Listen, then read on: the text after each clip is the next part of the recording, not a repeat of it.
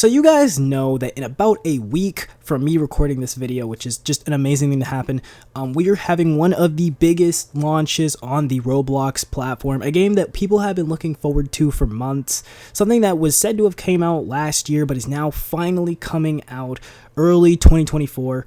And that is going to be none other than Tales of Tanorio. Now, you guys already know much about Tales of Tanorio, but in this video today, guys, we are going to be talking about every single thing you need to know before launch, so that you guys know what to expect at launch, what's going to be available, and, you know, obviously there's still going to be some surprises and things we don't know about because not everything's been shown, but this will be essentially the video going over every single thing you guys need to know right before launch. Now, I do hope in the video to also be doing videos over stuff that is going to be happening post-launch. I already plan to do that video, so if you guys like this type of content, you guys enjoy this type of stuff, hit that subscribe button because I'm going to keep making Tales of Tanorio content post-launch and, of course, when, you know, launch happens. So we're going to be doing guides, things like that, so if you guys really like that, just go ahead and check it out there. So, yeah, enough of me talking. We have a lot to go over, so let's go on ahead and just hop right on in to this video. So first off, I want to start with the map. Now, if you guys can clearly see here on screen, this is going to be a map of North Tanorio, as far as I know. I'm pretty sure it's North Tanorio. And this is what's going to be available during the game when you guys actually play it. So for what you guys are seeing on the map, essentially the blue areas are minor areas, and the red areas that are marked in the map are going to be major areas. An example of this is Nikito, of course. So if you hover over an area, it will show you on the map, actually, when you're in game, when there's an ongoing event, you know, things like ruptures and incenses, which is something I'm going to be bringing up a little bit later on in this video, but also it'll just show you, you know, the map locations as well as just pictures of where you kind of are. So since we're already here kind of talking about the map, what's available in some of these regions, I want to go ahead and throw up a picture on screen here. Now, this is a fan guess of some locations that you guys can see within the game. We don't actually know if this is what it is. It could be different when the game actually releases. This is just a fan guess, so I'm not going to tell you guys that this is straight up facts, but I do want to go over a couple of these actual major areas because I want to talk about the three things that are going to be really big for what's going on in the map, and that's going to be the three locations of the gym leaders. So for the actual release, we are only going to be having 3 gym stadiums. Now, if you guys don't know what, like, kind of the stadiums are, they're very similar to gym battles within Pokemon, but they're going to be essentially, you know, the stadium version or stadium star version for Tales of Tanorio. And for these, essentially these stadium stars, we are going to have Raya, which is going to be a fighting type leader. We're going to have Manzi, which I believe is a water type gym leader, and Alabaster, which is going to be a steel type stadium star, which is just going to be really cool. So the first 3 gyms are going to be fighting water steel. If they're going to be in that exact order, we do not know yet, but we do believe they are going to be in that exact order. So that's really cool. And, you know, with the locations you guys kind of see on this picture, I wanted to go over these kind of, you know, gym leaders and what they look like because they're going to be available within the major areas, which are going to be the red areas of the game. And those are essentially going to be the main content of what you guys are doing while you guys are going through the story, while you guys are experiencing the game and everything else. But that was just something I kind of wanted to bring up kind of early on so that we can kind of get on with some, you know, more information after that. So another thing we want to bring up with the map is going to be the forecast system and kind of just how the forecasts work in general. So the forecast will show the current weather as well as the weather that's going to be happening 4 hours after the current weather you guys are in, which kind of goes into more of the whole weather system and things like that, which I am going to be explaining later on in this video, but I still want to stay on topic of the maps, so we're going to also be talking about some other stuff that you guys can find on the maps as well. So that's going to be, well, essentially next up would be the ruptures. Now, the ruptures are kind of the raid system of the game, but they're kind of an interesting mix because they're very similar to the raid system that you guys see within Pokemon Scarlet and Violet, but they're also a little bit more like the totem battles that you guys kind of see within Gen 7 or, you know, Pokemon Sun and Moon, because in raids they can actually summon help. They can actually have like multiple mons kind of help them out and do battle with them. So it's kind of like a combination of the two types of systems, but it is essentially the raid system, and you will be able to actually see where ruptures are happening on the map, you know, when you actually go into there, and you can kind of see the locations of where you guys can find them. Now, I will already, since we're already on the topic of ruptures, I will go a little bit more into, you know, a little bit more depth about ruptures so you guys know a lot and what you guys should be preparing for when you guys actually go into them. So, each rupture will allow up to 4 players to join, and if you cannot get 4 actual players, let's say you have 2 actual players, the open space will be filled by a real NPC, essentially. So, you know, a powerful NPC will help you guys out, which is really cool. So, the host of the rupture, which would essentially be the, you know, first person who actually loads up the rupture, you know, the original person to start the rupture, or the first person to join, will have the ability to invite players who meet the requirements to be able to activate ruptures from anywhere in the game. So you can essentially just invite people to join from anywhere, which is super, super dope. Players can also join without an invite. If they're in the area and they just run into the rupture, they can also join that way. So that's really cool, but I do have some complications with that, but that's for a whole nother video. So we'll just keep going on for now. Only one Tanorian can be brought in from your actual party into the rupture. So this is essentially the same way Scarlet and Violet works. You can bring in one Mon and one Mon only. There's no 3 Mons. There's no, you know, multiple Mons. It's just one Mon and one Mon only. So ruptures can be done solo with NPCs, so you don't actually need to have people, so you can do them solo if you really want to. And then essentially each star level will have its own set of NPCs with different levels of AI, which is really cool. They'll have different Tanorians as well as custom actions. Now you guys might be saying, well, what exactly is custom actions and what exactly is the star system that I mentioned? And I'm going to go ahead and tell you guys right now. So whenever you're in a rupture, essentially it will essentially, you know, spawn, and you know, when you guys are actually in them, you guys will have the ability to activate multiple different types of actions, and there's multiple actions that are coming post launch, but at launch we're only going to have 2 main options. So those 2 main options are going to be cheering, which will give you a random boost to yourself or your ally, which is really, really cool. And then there's also courage, which essentially will have a clearing effect. It will revive a Tanorian, or it will essentially heal a Tanorian, which is really, really cool. And in the future, they do plan to add one where you can remove a shield layer from a foe, as well as also allow for Guardian reversions, which are essentially this game's versions of Megas, to happen again if used. But that's going to be post-launch, so we're not going to talk too much about that right there. But those are going to be the 2 actions you guys can actually do within a rupture. Now, ruptures do spawn every 10 minutes in the server, and you can have up to a maximum of 4 of them at any time. This is going to be exclusive for release, so this could be changed, it could be altered, we never know. But essentially, whenever a rupture does spawn, a whole alert will go out in the entirety of the chat, so you guys will be able to see ruptures from essentially anywhere as soon as they spawn, which is really, really cool. And essentially, they will not despawn without being battled. So you will have to battle those ruptures and make sure you guys can kind of, you know, get through them first. So they're not just going to disappear, they're not going to go anywhere. They will not despawn until you actually fight them. Now, as I was mentioning earlier, there is a star system to these raids. So this is essentially a 1 to 7 star. 1 star being the easiest, all the way up to kind of 3 star, which will still be kind of easy but a little bit more difficult, where they'll have like HP scaling and level scaling kind of deal. 4 stars ruptures can then summon allies. So this is what I was talking about earlier, where only 4 star and up raids will actually be able to activate kind of the totem Pokemon from like Gen 7 type effect, but you know, they can do it within ruptures, but it has to be a 4 star and up. So essentially 4 star and up is when it's going to start getting more difficult. Essentially, when you get a 5 star raid, you will have more effects upon hitting a HP milestone, so there's more things that it can do potentially, which is, you know, cool, but you know, could be very difficult, you never know. Then you also have a 6 star raid where the Guardian can then use a Guardian revision, which is essentially the Guardian can Mega Evolve, or the Totem Pokemon can Mega Evolve, which is super dope. And then you have a 7 star raid. Now 7 star raids are going to be events. They're going to have custom properties, AI, stats, whether they can change into like a, you know, a Chaos form or not. And most of the time, if you can or cannot catch them, you know, that will count on the 7 star raid, and then there'll also be even better rewards for getting 7 star raids. They will be the toughest raids to do in the game. Now, at release, there's only going to be 1 to 3 stars that can be found, and there will be a 7 star event. So in the future, there will be the 4, 5, and 6 star raids, but for right now, we're only getting 1 through 3, and then after that, we will be getting a 7 star raid event. We don't know when, but it will be happening during launch, which is cool to see. And there will also be numerous, you know, miscellaneous items that you can, you know, get from doing these raids. There will be mostly random, so a lot of the items you get for doing these raids are going to be things like EXP candies, there'll be berries, there'll be effort or unique stat items, there'll be mounts, there'll be essence stones, and just a lot more items and things that can be added throughout launch and, you know, post-launch, obviously. So that's going to be a lot, and the rewards will scale with the difficulty of the raids that you guys do, so, you know, you obviously are going to want to continue to do harder raids.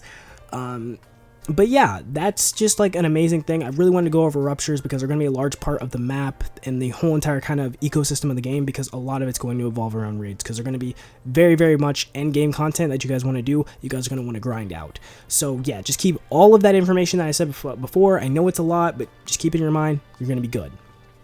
Moving on, we're going to be going over into the overworld / incenses. Now, if you guys don't know what I'm talking about, essentially you can find Tanorians, or the mons that are in this game, in the overworld, and you can actually get incenses within the game, which I will tell you guys how to obtain in a little bit. That can actually boost the rates of these mons, and it can help you get a lot of shiny mons as well as also just some rare mons.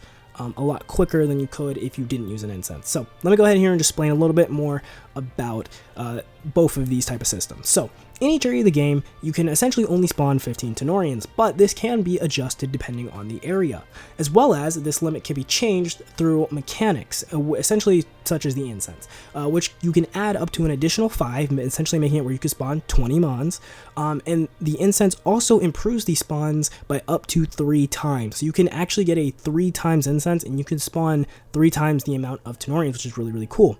Now, with incense Tanorians, they will despawn 1.3 times faster than normal Tanorians, and once that incense ends, they will despawn 1.8 times faster than normal Tanorians, but the incenses are kind of, the way how you want to hunt. They're the way how you want to get fast encounters, and they can stack, which is really, really good. So in case you just want to use multiple of them, they can actually stack, which is really, really cool. Now, you can actually get incenses from missions, giveaways, and tamer levels. Now, I'll bring up tamer levels a little bit later, but essentially they're going to be the EXP / level system. It's very similar to Lumion Legacy if you guys did end up playing that game, but they'll be very similar to that, where you play the game, and essentially every single thing in the game will give you tamer levels, and so you can get to incenses from those, which are really cool. So these incenses also are treated as usable key items, which is really, really cool.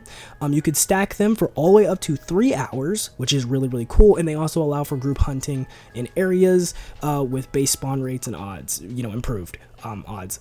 So you could just essentially, you use an incense, your partner uses an incense, and like everybody in the server uses an incense, and you can stack it for all the way up to 3 hours of, stuff. And you can keep resetting that as well in case you guys want to really, really hunt and try to get those really, really, really, really cool shinies, which is super, super dope. Now, another thing that I want to go ahead here and bring up with incenses, since they do affect, and some things that I personally would also save some of my incenses for, would be the community day. So apparently every 1 to 2 weeks they will attribute a certain day, so they'll give you a certain date, right, where a certain Tanorian will be boosted, whether it be its shiny odds, or its like actual physical stats. All of those will be buffed for that community day. It's very similar to Pokemon Go community days, but kind of now added into actual a monster taming game, which is super, super dope. We love these. We love free chances to get shinies. We love free chances to get really high boosted stats on mons. It's amazing, right? It's incredible.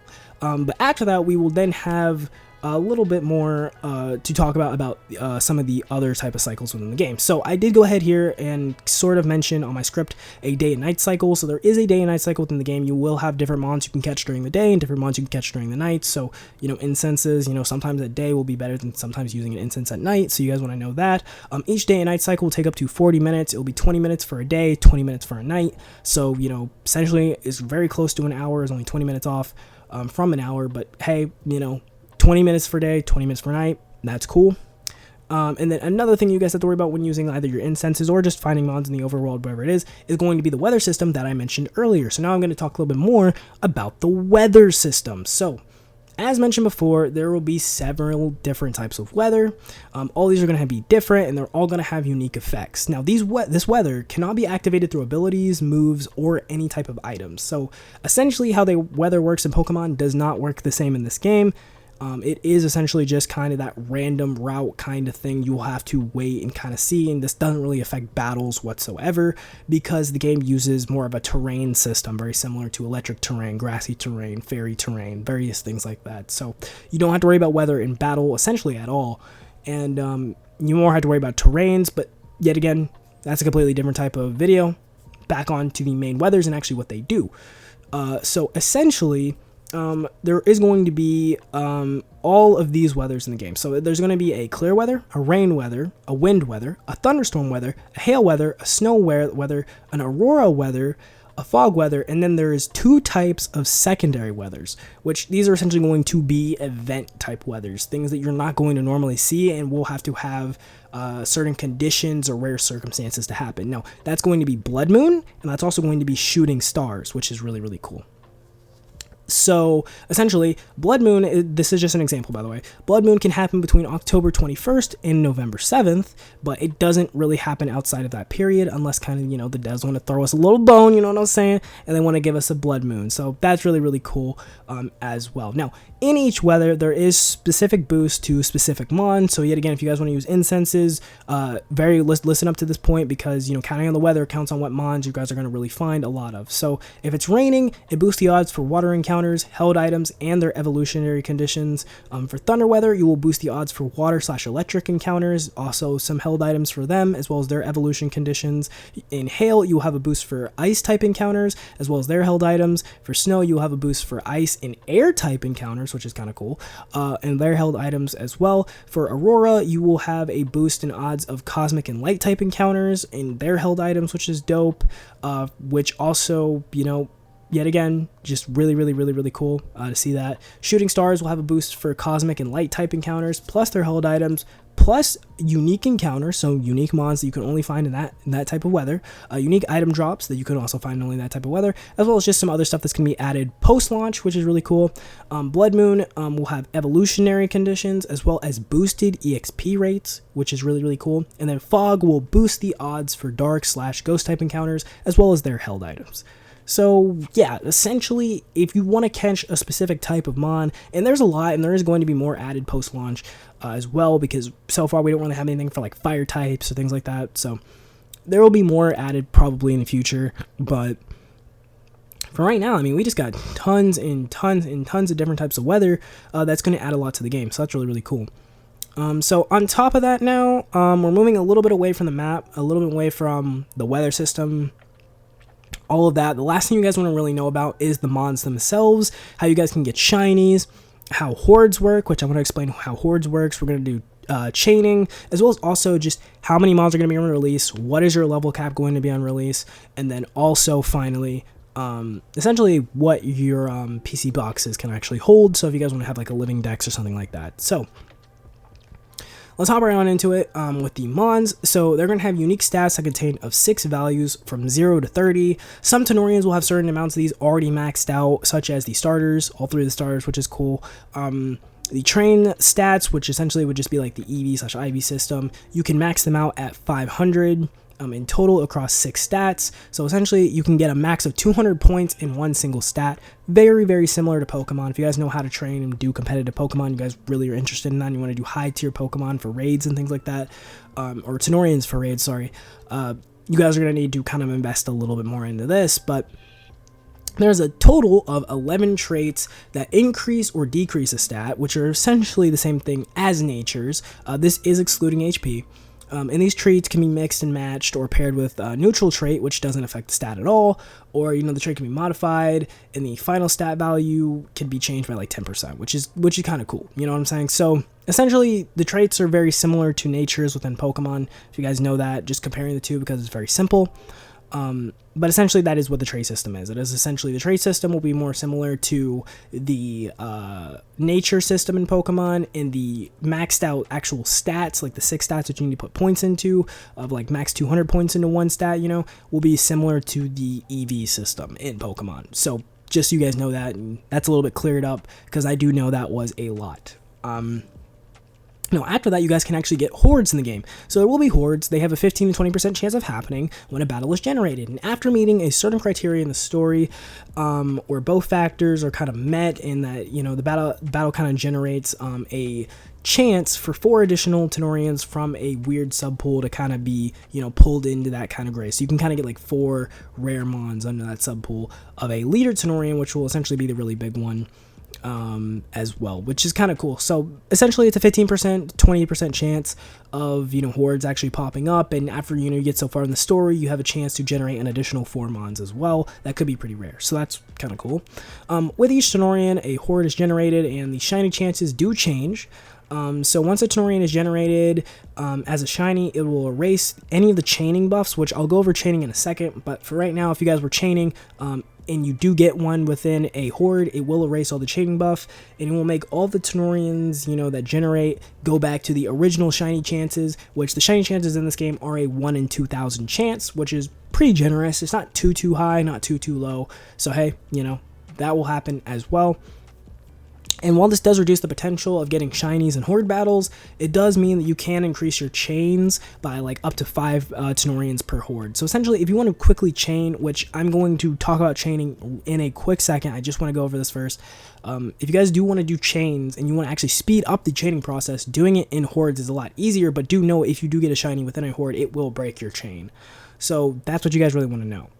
So shinies, if you do end up getting them in hordes, also prevent the player from running without verification. This will happen in normal battles as well. It's not just hordes. So if you do end up actually getting a shiny in your hordes, or if you get a shiny in normal, you essentially, the game will not allow you to run away. So you can't essentially fail it unless you kill them on, or you do agree to the verification of, hey, I don't want the shiny, run away. So just remember that, okay? Now, I do want to go ahead here and just explain chaining, since I did bring it up earlier. Well, let's just explain chaining. Okay, so the chaining essentially is how you guys are going to want to get shinies the fastest. So the chaining calcs essentially account for other boosts in aspects of the game. This will happen for like community days and shiny days and boosts and, you know, global missions and things like that. But essentially, even if you do, you know, use incenses, those community days, those shiny boosts, the lowest odds you could possibly get on them on is going to be 1 in 256. Roaming Tenorians, though, will have a better chance for chaining odds to kind of reflect that rarity. So they will have a better chance than that, but that's for roamings, which are essentially, you know, kind of this game's version of mythicals, or kind of like the 3 dogs from Pokemon. That was what I was thinking of. But yeah, so you will have that. Chaining is limited to 1,000 of one species, so essentially, your chaining odds cannot go below 1 in 250, regardless of how big your chain actually gets. Only one chain can exist at a time, so you guys only want to chain, you know, one Pokemon at a time. Do not try to, you know, chain multiple Pokemon after a time. And after a chain of 50, you cannot fail your chain. So essentially, you know, you cannot fail a chain from catching a Tenorian. You essentially can only fail a chain by actually blacking out yourself. Now, I don't know if I actually explained what chaining was. I don't know why I jumped right into the stats when I didn't. But essentially, chaining in this game will work where if you catch them on, or I believe it's you kill them on, I believe it's both, but it's going to be either one or the other, or it could be both. It's either going to be you have to catch him on or kill him on, and before you do that, you just keep doing that, right?